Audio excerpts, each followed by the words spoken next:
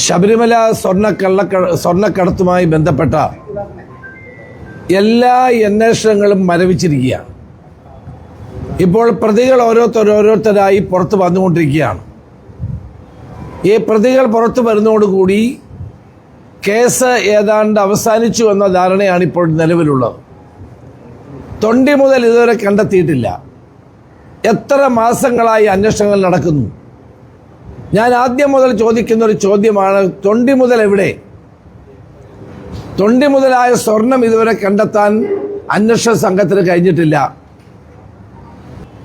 എല്ലാ പ്രതികളും പുറത്തു വന്നു കഴിഞ്ഞാൽ പിന്നെ ഈ കേസിന്റെ ഗതി എന്താകും? പുറത്തു വന്ന ആളുകൾ തന്നെ കേസിനെ സ്വാധീനിക്കാൻ ശ്രമിക്കും, തെളിവുകൾ നശിപ്പിക്കാൻ ശ്രമിക്കും. ഇതൊന്നും കണക്കിലെടുക്കാതെ ഈ അന്വേഷണം ഒരു പ്രഹസനമാക്കി മാറ്റുന്ന നിലയിലേക്ക് പോവുകയാണ്.